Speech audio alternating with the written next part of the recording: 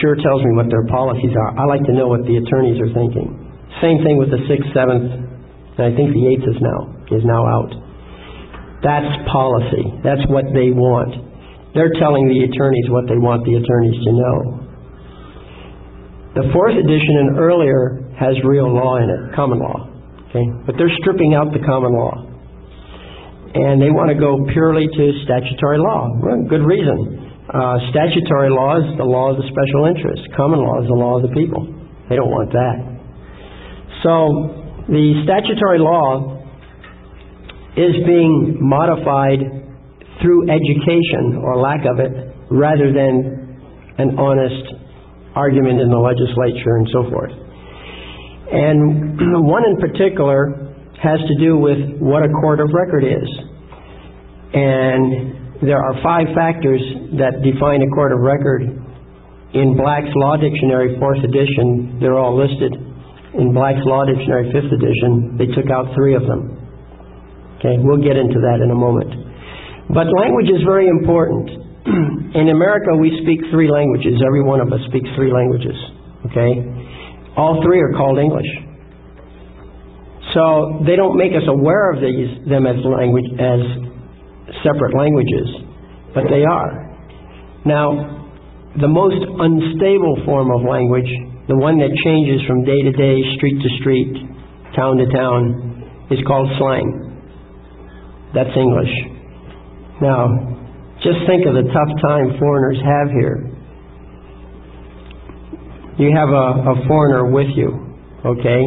He's listening to what you say. You walk in, there's a party. You don't know what's going on, so you say, hey, what's coming off? Going on, coming off means the same thing in slang, right? So, a foreigner who doesn't know the idioms, the slang, is in trouble. So in order to communicate with foreigners, and also a foreigner means even somebody from a different city or a different culture, whatever, we have another language we call formal English. That's the language that comes out of the book. We learn it in school, and we learn to talk about that, and that language is a lot more stable. It takes 50 years or 100 years to change the meaning of a word, and even then it's still fairly stable. But there are differences. Have any of you ever studied the meaning of resident? Okay? The word resident, as it's used on the streets in formal English, doesn't mean what it means in the courtroom. Okay? And that's where the 3rd language is spoken, courtroom English.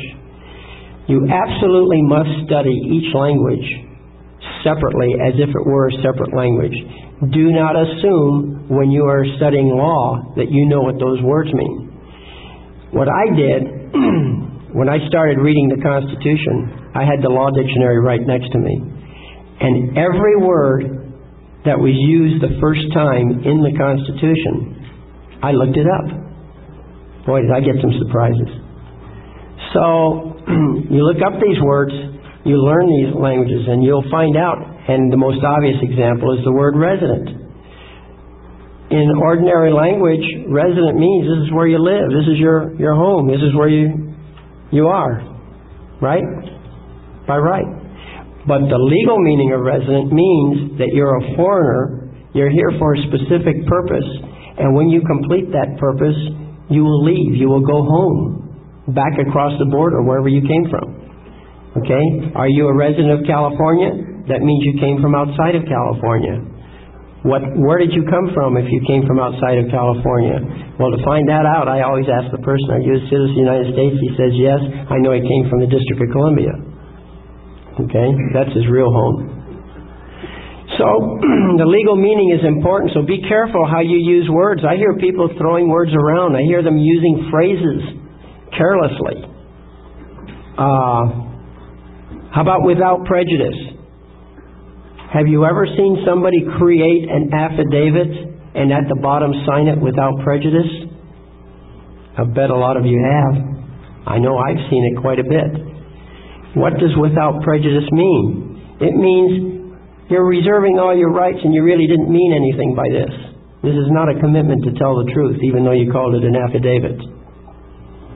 That's what it means in legal language. So I'm just alerting you, without getting into too much detail, that there are 3 languages in America, and be aware of it, and be sure you're speaking the right language when you go to court. Okay. Let's get right into the first thing. People or citizen? Which one are you? You better be a people if you want to use this technique. If you're a citizen, believe me, you're going to get hurt. Okay, so you better be a people. And you better understand what it is. Well, there's no real definition of people. I cannot honestly tell you what a people is. By the way, the word people can be either plural or singular. Okay? So it is correct English to say, you are a people. I am a people. Or all of us together are people. Plural or singular is correct. So I don't have a definition that I can draw on what a people is. But what I can do is I can define the relationship between people and government. Whatever a people is, I know it's above government and outranks government. Let's look at the preamble. You see, before the United States was formed, there was no government. Yeah, we had King George as our leader, and we were his subjects. But 2 things happened that were significant. One of the things that happened was that we rejected King George, Declaration of Independence. The second thing that happened was King George canceled the charters. Nothing. We were a free people then, both from our point of view and from England's point of view. It was really a mistake, on legally speaking, on King George's part. So there's no precedent. We were all literally sovereigns. But we were not ignorant sovereigns. Like I told you, Harvard University was over 100 years old at the time of the American Revolution. We were a culture, and we had a way of knowing. Did you know that before the American Revolution, the English booksellers sold more law books to the Americans than they did to the people in England, or the subjects in England? We were all lawyers. In fact, an admiral wrote back to the king saying he couldn't enforce the king's laws because everybody in America is a lawyer. Lawyer means know the law. Okay, not an attorney who represents somebody. He says they all know the law. And he said, by night they're destroying the king's properties, and by day they were sitting on the grand juries and blocking us from prosecuting. Okay, well, it was a problem for the king's men. So, but you see, later we were still lawyers, but we were all now sovereign. Every one of us. There was no higher law. So they did a little experiment. The states themselves, understand this, not the people, but the states themselves organized themselves, and they came up with this confederation of states. Okay? And that didn't work out so well, apparently, so they sent a bunch of representatives to fix things, and the representatives apparently took a new tack, and they, instead of representing the states like they were sent to do, they declared themselves to be people. And using their own sovereignty, which they had all along, they created a new entity called the Constitution for the United States of America.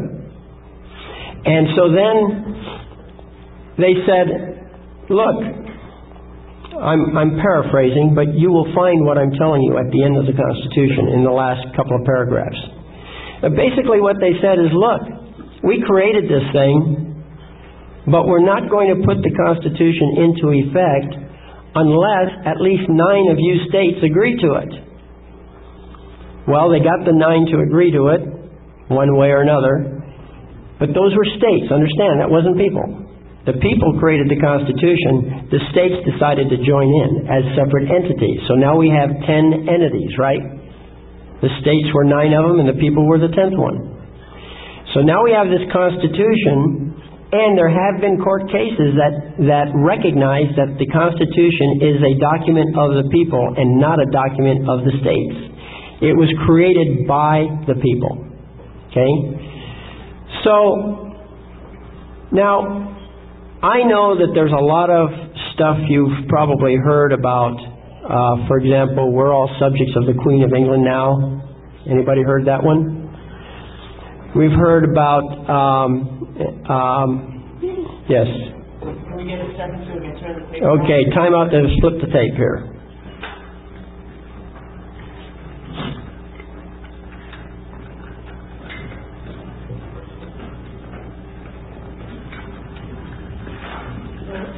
Yes, sir.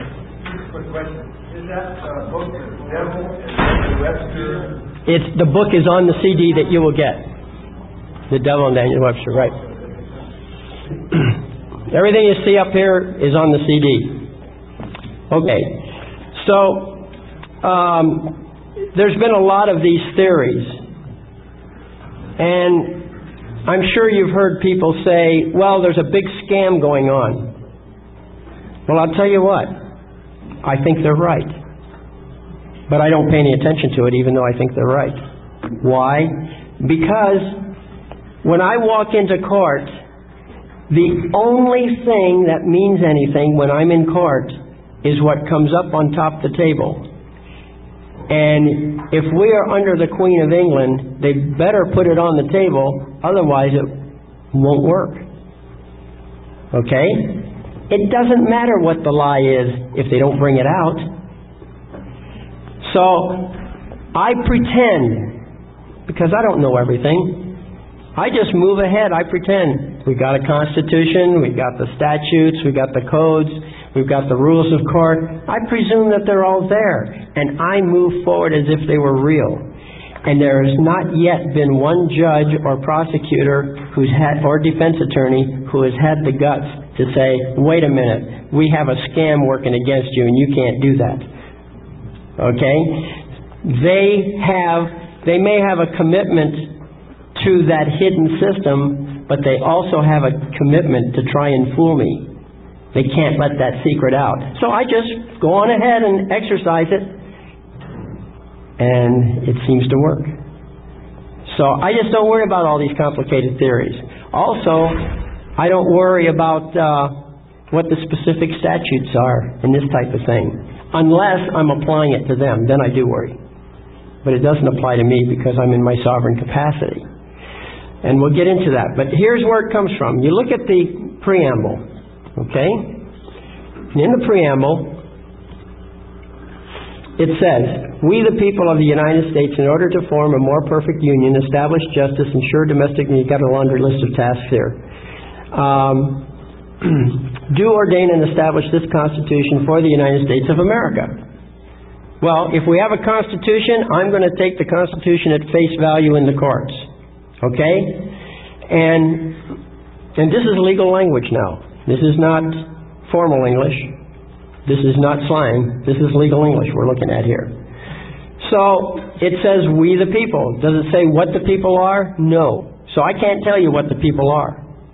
But it also says where we're from. We're from the United States. To me, that means the states that are united. We're from there. Doesn't mean I'm subject. It just means I'm from there.